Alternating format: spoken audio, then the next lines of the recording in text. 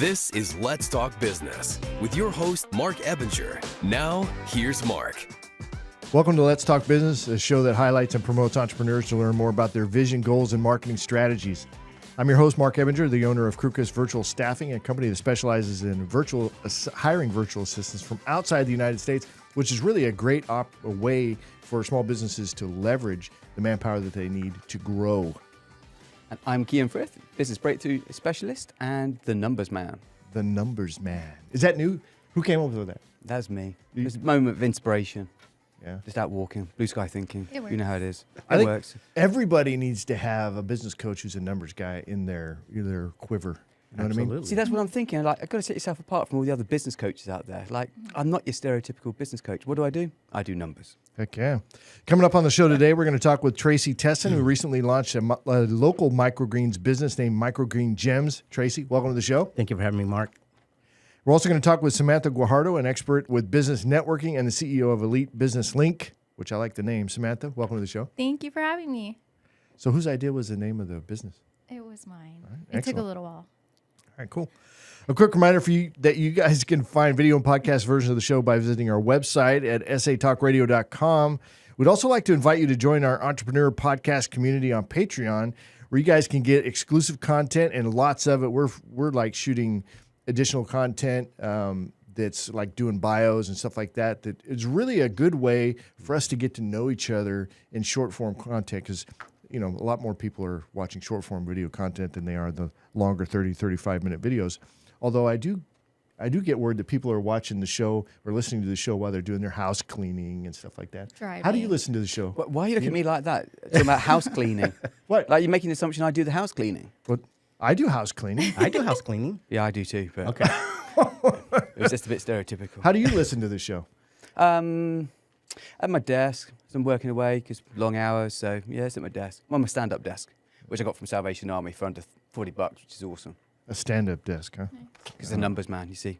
All right. So members of the Patreon community also get access to the community. So this is a great place.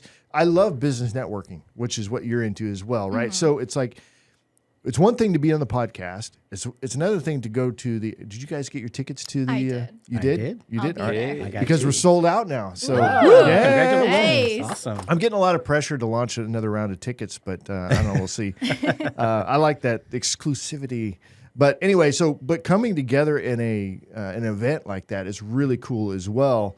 But then having access to each other in a community where there's something common tying us all together, like being on the show, that everybody knows me, and I can be like, hey, you know, if you want great stuff to add to your smoothie, then Tracy's the guy to do that, and this is how you get a hold of him. So stuff like that, and then, you know, bringing community together.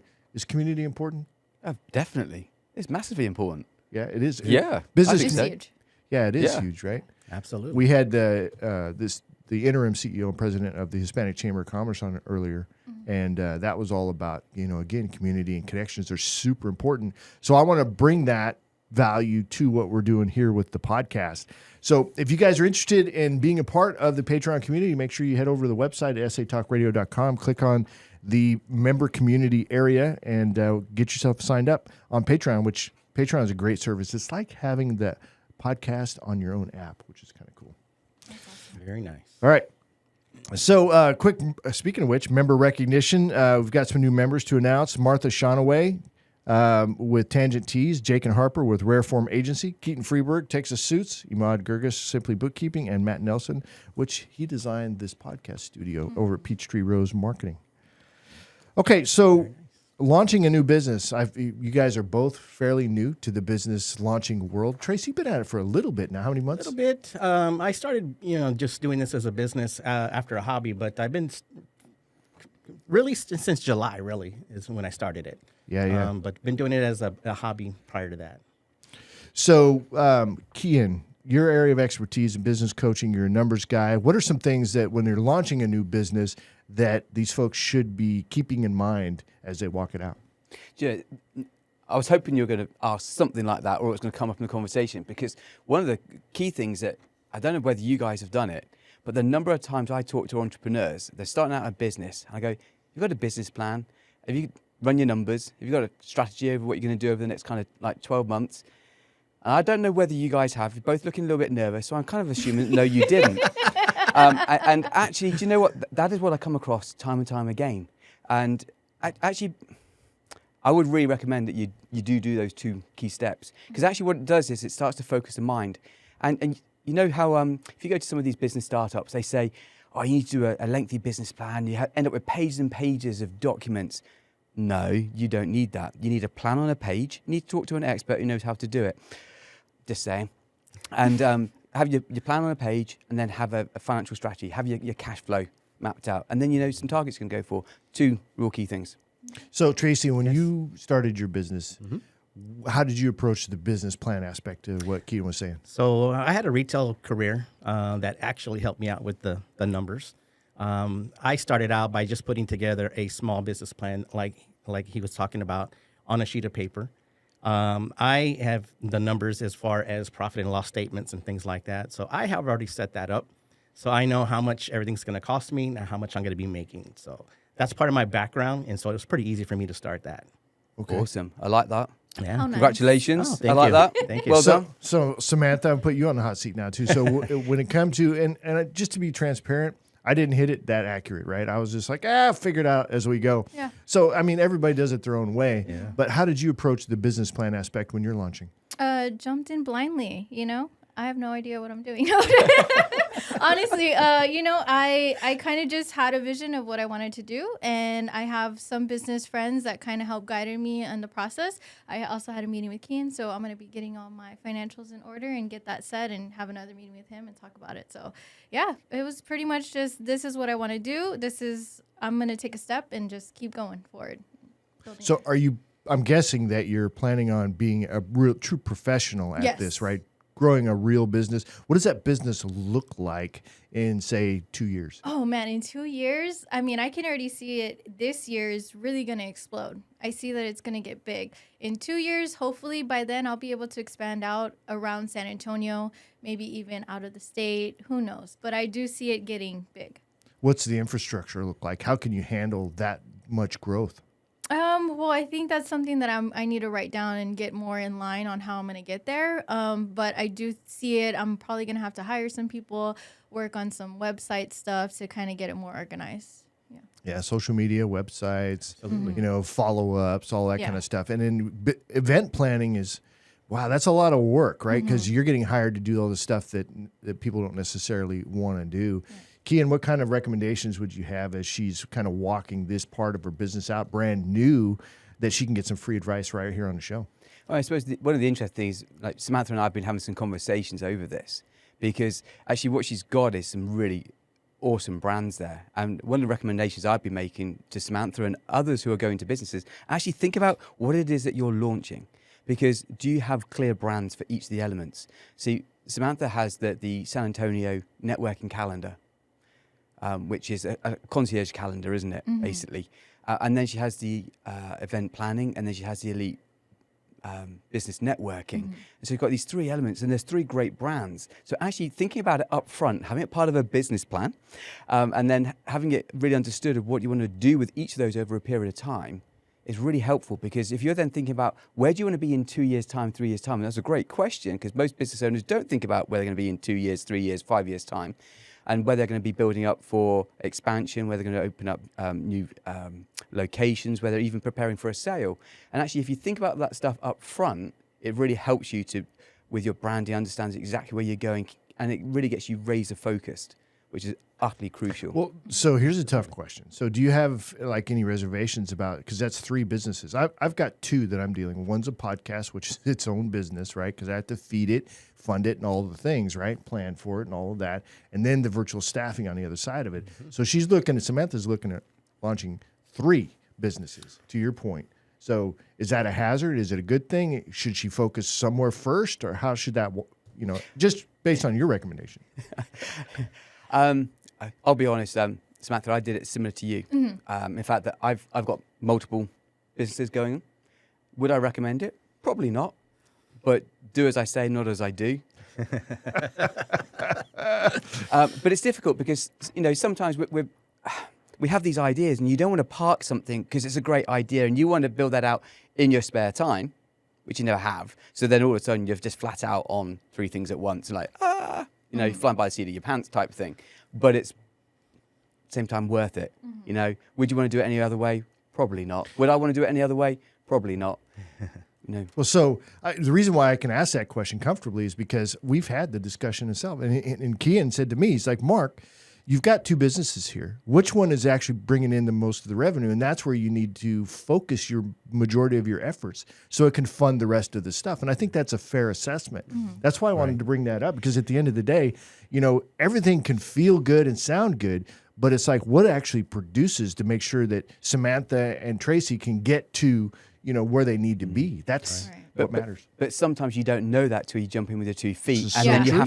then you have to run with them and work out which one is. We've had the conversation about meeting a problem that's out there, meeting a need that's out there with the consumers, with the other businesses, so forth. And until you start running with something, you don't really know how successful it's going to be necessarily, if you haven't done all that business planning in the beforehand. So you're going to have to go through a trial and error, and then hopefully you find one that really takes off. Now, I suppose one of the risks here for Samantha, though, is actually her 3 ideas are flipping fantastic, and they've all got potential.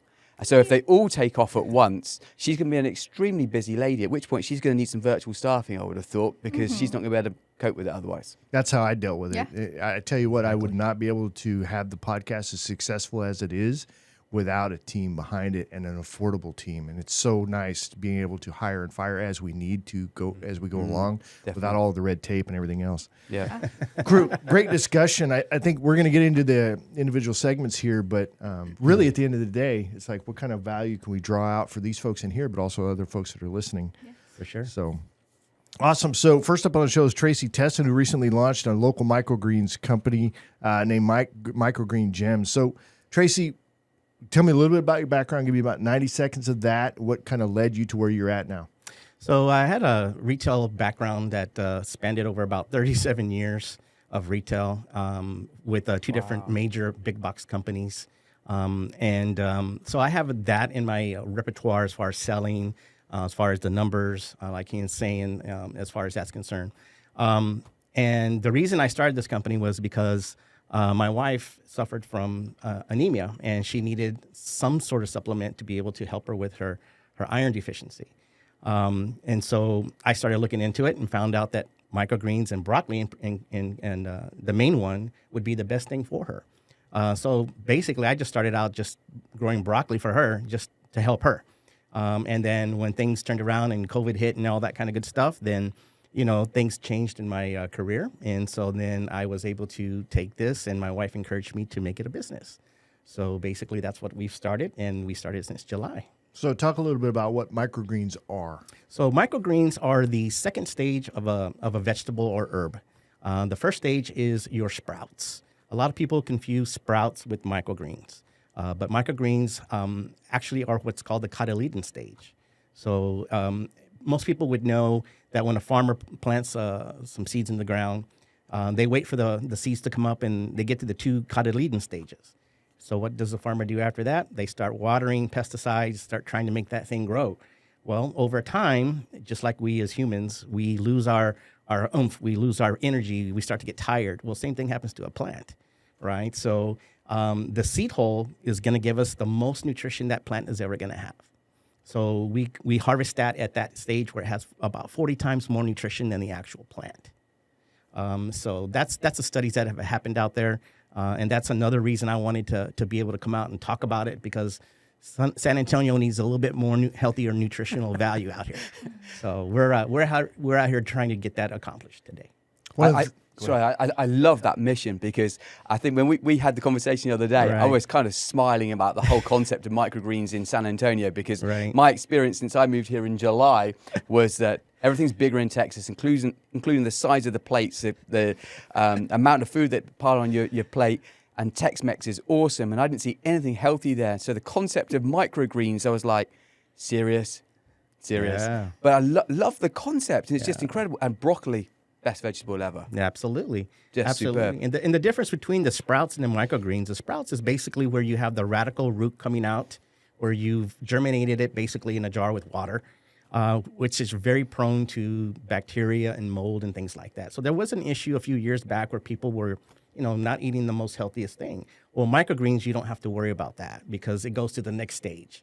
And the way we produce it and the way we plant it and grow it, hardly any chance of bacteria or mold or anything like that that's happening into the crops. So let's talk about your business approach here. So there's selling it farm to market is one thing, right?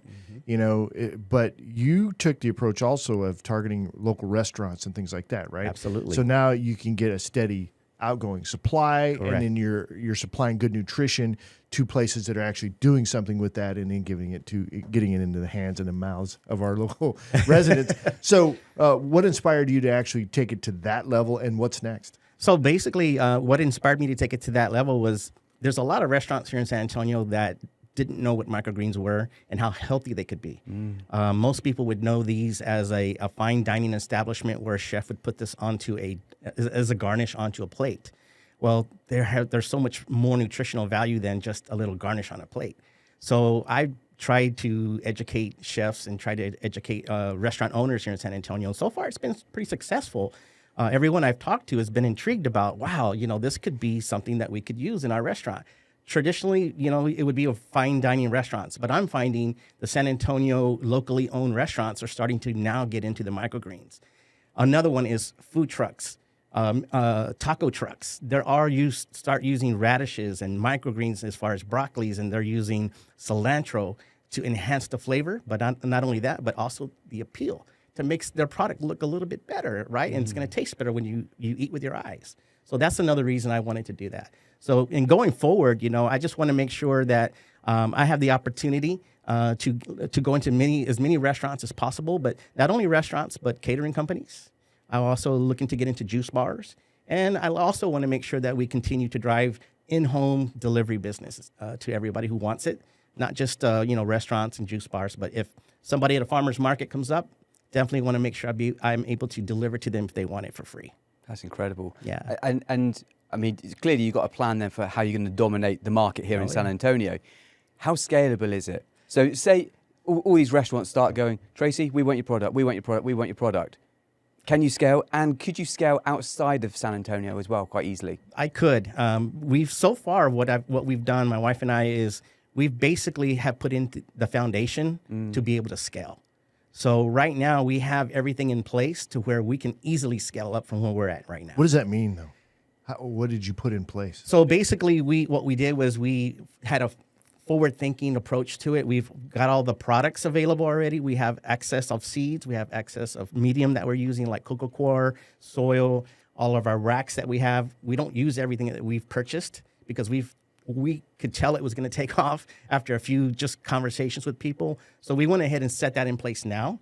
And so right now we're looking to just fill up all of our racks and fill up all of our lights and just take this to the next level in San Antonio.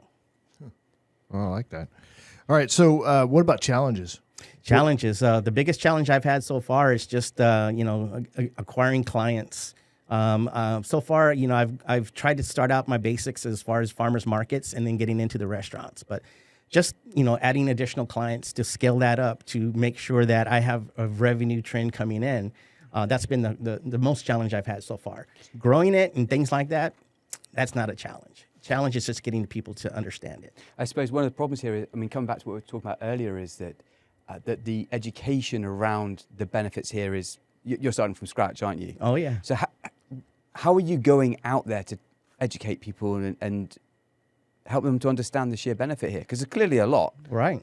So basically, as far as like when I've educated people, it's been mostly at farmers markets. A lot of people here in San Antonio just don't know what microgreens are. Microgreens started in California in the late 1990s and just has swept over the nation. But people just don't understand what they are. So all I have to do is explain to them what they are and give them a taste of it. Give them a sample. And as soon as someone tastes it and understands what benefits they have that they can get from that product, it's a no-brainer for them. Okay. And that's how it works for us at the farmers markets that we do in restaurants as well. And in terms of, I suppose I'm thinking here with a coach hat on, like hearing what it is that you're doing, which is awesome.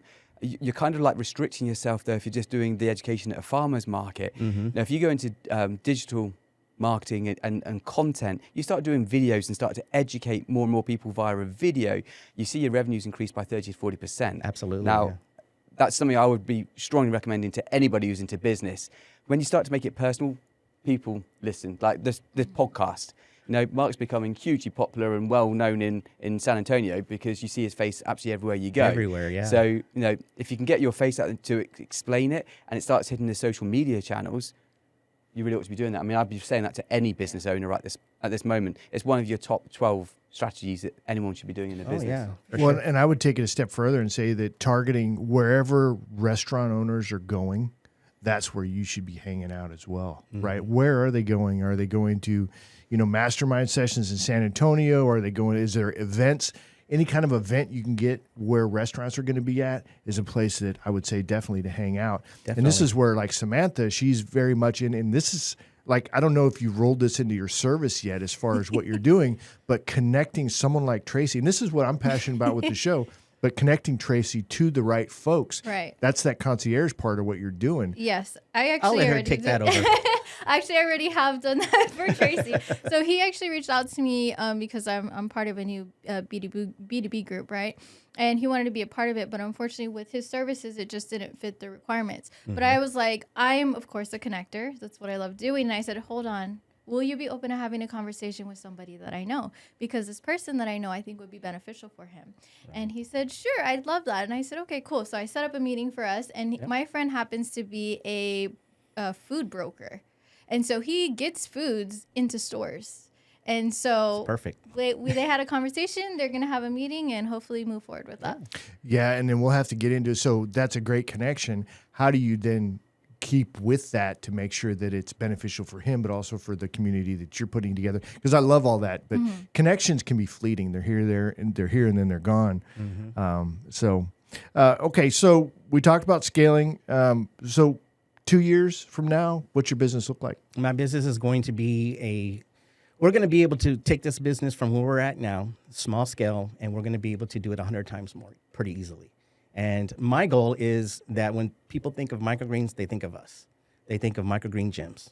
And that's why, you know, we've gone through a few, you know, changes of the name, but we think that's the best thing is the Microgreen Gems because it's a gem of a product. So who's going out? Nice. I like that. It's a gem of a product. It's a gem of a product. That is good. Who came up with that? Mr. Howie. Mr. Howie. That's what I Oh, it's a figured. Howieism. Yeah. Yeah, but that's free marketing advice, I Hey, imagine. free marketing for Howie too. So, but doing content, what kind of content are you creating for social media? So right now, my son is actually and my daughter are starting to get me in more involved in that. I've been just aspect of just keep growing it and making the business where it is today. But they're the ones that are more into the social media and things like that than what I am. So have been talking to me about, hey, let's get a YouTube channel. Let's get some things going on Facebook. Let's get some things going on Instagram. So my daughter has been taking all the videos and doing things like that on Instagram at the places that we're at. So Don't forget LinkedIn. and LinkedIn. I have a lot of followers on LinkedIn. Excellent. So, yeah, but, you know, how planning them, growing them, you know, I mean, how you keep them clean, how they're, you know, whatever you're doing there, just educate. And then, of course, the nutritional value of it and the taste, the flavor. Because at the end of the day, the restaurants want to know about flavor and pop. Maybe less so on nutrition. Yeah. But, you know, as the end consumer, nutrition does matter. You know what I mean? Correct, And then correct. So whoever's going to be the face of the brand needs to be like, if you're the face of the brand, it's like you got to be on those. Don't just have video of the product or whatever, Right. picture, but you personalize it. Personalize it, correct. Yeah, because that's who they'll connect with. Absolutely. Yeah. I love to the concept of this just growing over the next couple of years 100 times, you're saying. I suppose when you do that, there's something. Is that something that you and your wife can then still do? Absolutely. Just the two of you? You don't need Absolutely. anyone else to No. take it to 100x? No.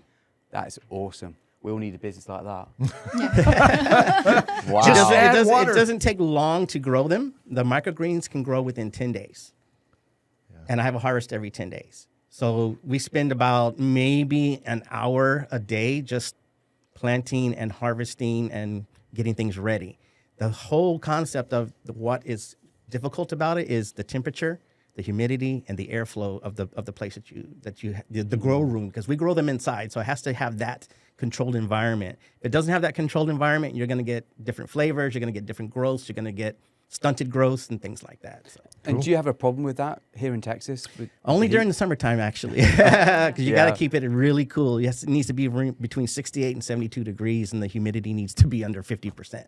Okay. So dehumidifiers Wow. are a must. All right. So we got to wrap up that segment. Absolutely. But Tracy, if folks want to get in touch with you, how do they do that? Microgreengems.com. Click on that, and then go to our Facebook page and just leave a message there, and we'll be able to get anything that you're looking for. All right. Thank you, Tracy. Appreciate it. Thank Great you. job, man. Congratulations on it. Thank you. Appreciate it. All right, next up on the show is Samantha Guajardo, a business networking expert and the CEO of Elite Business Link. And apparently you're quite busy as well. How are things going with your business launch? Oh man, everything's going really great. A lot of stuff going on, a lot of stuff happening for 2024. So just trying to get everything organized this month and we can have a strong start. All right, awesome. So tell me a little bit about your background, how you ended up where you're at today. Well, okay, how long do I have? No, just kidding. 90 seconds. Okay, I'll make it as 90 quick as possible. So I was actually in a corporate job, had some health stuff, and I was just like, I can't do this anymore. Ended up getting into insurance, first sales job I've ever had before. So some of y'all might know me as Foxy, because that would be my little call, Foxy Insurance. I love Mark's reaction there. Wasn't expecting that. So, it was something different. It sets you apart. Anyways, did the insurance thing, and it just wasn't for me. Like, God bless anybody who can get into insurance. It's not for everyone, and obviously it just wasn't for me. But it got me into networking, and it got me into talking to business owners and making connections, and that's when I knew this is where I thrive at. Building relationships with people, building relationships with business owners, and making connections for other people. And so once I was like, okay, this isn't for me, what am I going to do now? I didn't want to go back into a corporate job. This is where I see myself thriving. So I sat down, kind of put a business plan in order, and figured this is what I'm going to do. Let's just hit the ground running. And that's how I got started in it.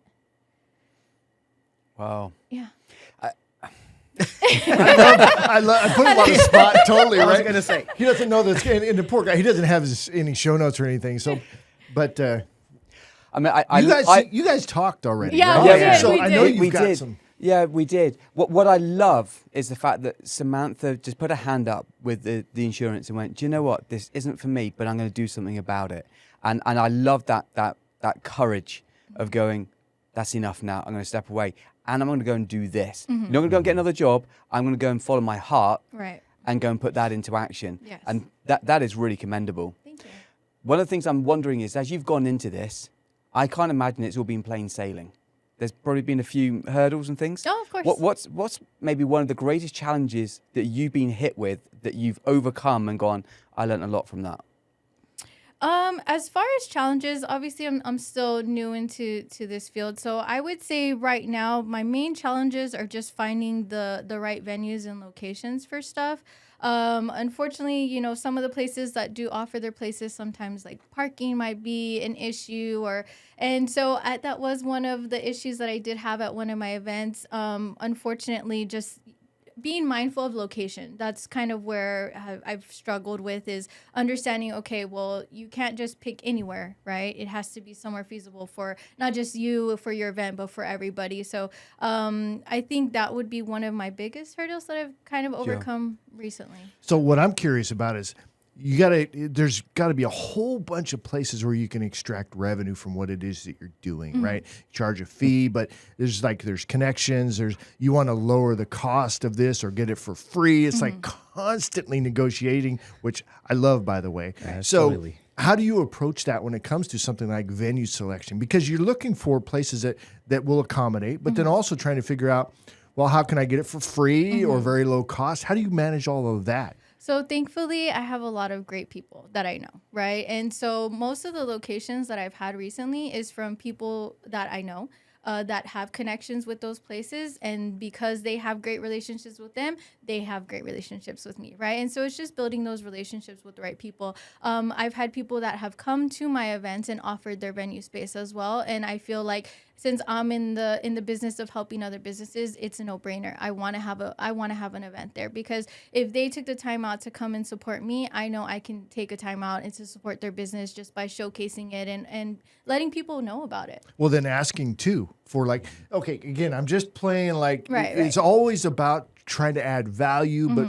to what it is that you're doing. But if a venue is saying, hey, I'd love to be hosting your next event, it's like, okay, well, then it's like, well, that's the freebie, right? Exactly. Then it's like, well, what else can they bring, right? Can they provide drinks or food or something else? Right. So it's always about the negotiation and trying to add value for free or whatever. So that's kind of how I approach it. What are your thoughts there, Kyan?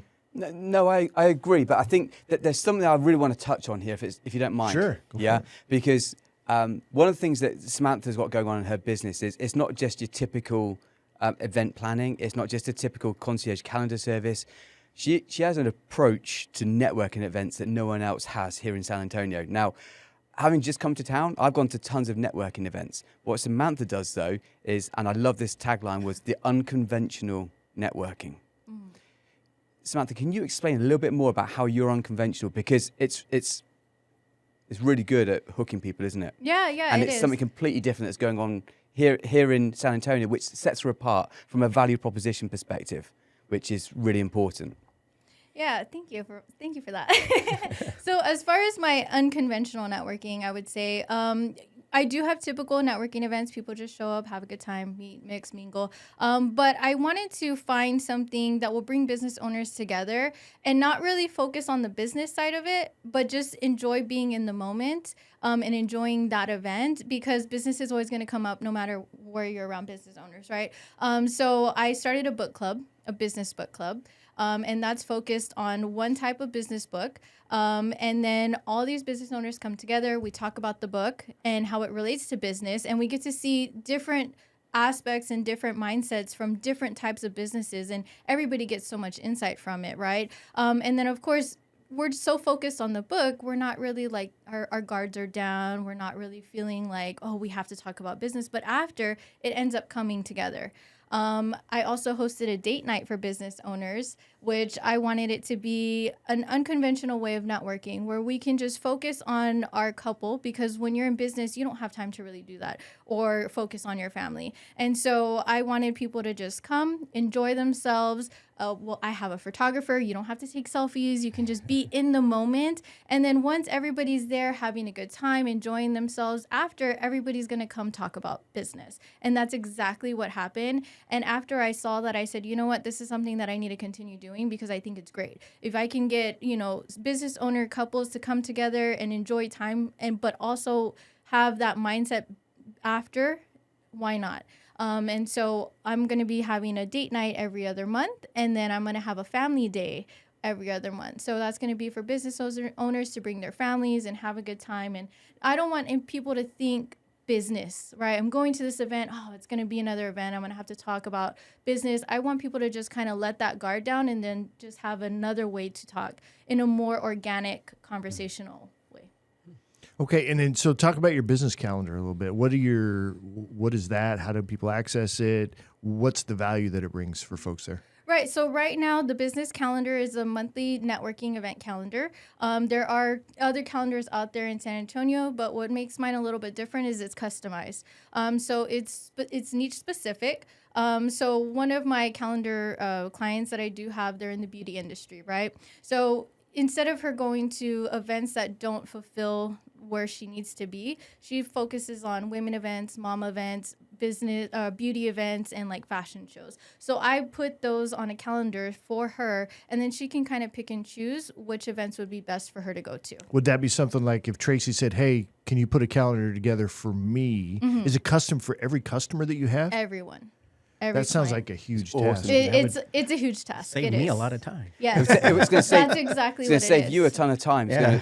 Her time goes through the roof at the moment. Right. But you've got some ideas of how you're going to overcome that, haven't you? Yes. I have some ideas in the works of how we're gonna try and get that, because it it's such a great value for business owners. You're able to invest your time back into your business instead of having to find all these events or what is the right place to go to, or is it going to be worth my time? Because I know when I was networking for insurance, you know, I'd go to networking events here or there, and it just wasn't the right spot for me, right? And so that's kind of where a lot of people are always trying to figure out, is it the best event? Is it not the best event? So I try and help guide them in the right direction on that path. How do you grade an event on whether or not it's, let's say it's a bunch of restaurateurs coming together, how many people are going to be there? You know, what's the vibe of the place going to be? How do you grade these events? So what I do a lot, obviously, because I can't be at every event in San Antonio, I do ask around people if they've been to this event just to kind of get their knowledge of it. And then I'll kind of do some research on who's hosting the event, or as well as like what the event is about, to see if it is the best fit for the client. Now, I mean, I'm not going to get it 100% all the time, right? But at least to give them that guidance, and then they can kind of pick and choose. It's more about just saving their time and energy from having to look. And then, of course, they have a list and they can pick and choose. Are you networking with other event planner people so that you can get, yeah. Yes. So I find it fascinating. So from a value proposition perspective, it's not like a normal kind of model in terms of going to a venue and then what more can I extract from it. That there's a value proposition to the business owners that's a little bit unique here, which is something I really love. It's quite unique here in San Antonio. And I think that's just going to be awesome to see what happens there. What does it cost? I mean, so like if Tracy said, hey, I need a calendar set up for me that's going to, you know, keep an eye out for the things that I need, and you're going to channel it to me. What's the cost, and how do you deliver? So it's $40 a month. I have on a monthly subscription, and then I send it out through email, which is everything that I'm working on the back end. I'm going to have to get it aligned on like a website and stuff to get it more organized, because it's still a little baby. But yeah, there's a lot of big things happening. That's highly cost effective. Yeah. How did you come up with $40? I mean, for the amount of effort you're putting in, because you're looking at the calendar every week, every 2 weeks. Yeah, a lot. So you're having to do a lot of manual work here. Yeah. It's wow. Okay. Yeah, you got to be careful about undervaluing your time there. You know what I mean? It's okay. Yeah. Well, this is where seriously a virtual assistant would be good for you when you're ready for it, Right. because then you know what your system and process is, so you can train somebody else to do that, Yes. where they can go and look and aggregate that information and then deliver it in a way that makes sense. And then just But follow up. you're going to have to do that less, because your time's going to run out quick. Right, very yeah. So clearly, the recommendation at the moment is to sign up for Samantha's calendar now Yes. at $40 a month. Fix her in for at least 12 months, preferably 2 years. I'll take 3. Perfect. Yeah. Before she increases her prices. Yeah. Yeah. Yeah, I After would be the show. curious. That- I think that you may want to have like an explanation video that really walks people through how Yes. this works for them, Yes. and make that something deliverable. So when somebody says, "Hey, I got some questions," you can say, "I'm going to shoot you over an email," and it's got your YouTube video somewhere where you're actually talking about it, so they'll understand what that is and Right. how it works. Thank you. Cool. So that is a fresh idea to networking. I like it. Where do you see yourself in 2 to 5 years? Expanding, definitely. Scaling, probably outside of San Antonio for sure. I've already been approached from people that are not in San Antonio that are looking for, especially the calendar, that are looking for that are out of state. And I'm like, I can definitely try to help you right now. You know, it's new to me, so I see it growing, definitely scalable. So. I'm guessing, Kyan, that the money is going to be in event planning. What are your thoughts there? I'm actually thinking that with the calendar has real, as we would say in England, has legs with it, because if the technology is sitting there, it's got that nice infrastructure, it's just scalable. And then with maybe staffing behind it that can do all the event, that could easily go US wide. Whereas the event planning, that's restricted to a team of people. Whereas something that's technology driven is far more scalable. Yeah, but you can charge an awful lot when you get good at event planning. You know what I mean? Tens of thousands of dollars to handle big events. But it's more one-off. So if you're thinking about maybe building a brand for a sale in 5 years' time, the calendar idea is the best one. Love it. Which is very, very interesting. And actually, with recommendation for anyone who's thinking about that, is you get your ducks in a row. Is that a phrase you guys use over here? Sure, Sure, yeah. we'll I like We'll that. take it. Yeah, you'll take that? Okay, I appreciate that. Thank you so much. It's awfully kind of you. Is to get your ducks in a row now so that actually you're making sure that you're constantly dotting the I's, crossing the T's. Is that another one you use? Yeah. I hope Take so. that one too. Thank you very much. That's I two. love it. That's 2 in a row. 2 in a row. Yeah, just so you get the maximum value. All right. Excellent. All right, so business mindset tip. Okay, so this is where like somebody's going to get into your business type of thing. What's a mindset for you that you had to really kind of lead with in order to be successful where you're at? So it could be like there's a lot of failure, there's a lot of figuring it out, there's a lot of whatever. So what kind of mindset have you brought to your business in order to kind of push through what you're going through? So for me personally, honestly, it had to be belief in myself. Because when I got out of insurance, it really drained me. I've always been that type of person that if I know, I can do. It doesn't matter what it is. I've always been able to be very successful, but when I got an insurance and I just couldn't get it down, it made me feel like a failure, And I got into this place where I was like, man, if I can't do this, like, what am I going to do, And I really had to take some time out for myself and just be like, you know what, it's just not for you. And that's okay. It's not for everybody. But it took me a while. And then when I started realizing, you know what, this is the journey that I'm on. This is the path that I want to go on. I believe that I can do it. I know that I can do it just from helping some people around me and bringing value to their business just from connecting.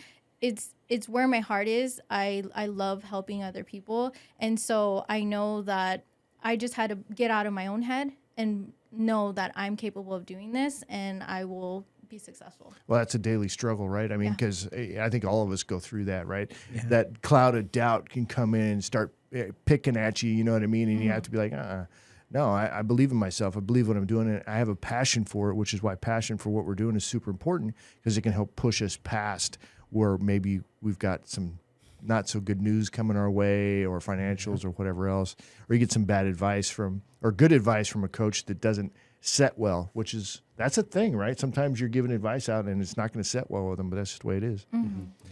Well, we kind of ran out of time we're actually not going to get to the after show because we're running out of time, but great conversation. Samantha, if people want to get in touch with you, how do they do that? Elite Business Link on Instagram, Facebook, TikTok, LinkedIn. You can find me under my name, Samantha Guajardo, my personal Facebook as well.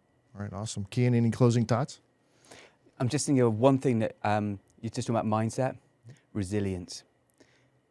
As entrepreneurs, you guys are only going a few months, you're going to get knockbacks. Yeah. Oh, yeah. Thick skin, be resilient, and you'll get through it, and you'll be successful. Yeah, I think it's a requirement to be an entrepreneur. You have to have that resilience. Mm-hmm. Yeah. All right, guys. Well, great job, Thank you. everybody. Awesome. So that's going to be it for this show. Make sure you guys check out our latest podcast. Catch video versions of the show anytime by visiting our website at satalkradio.com. That's going to be it for us. You guys have a great week. We'll see you on the next one. All right, Mark. Thank Thank you. you. Thank you. Thank you.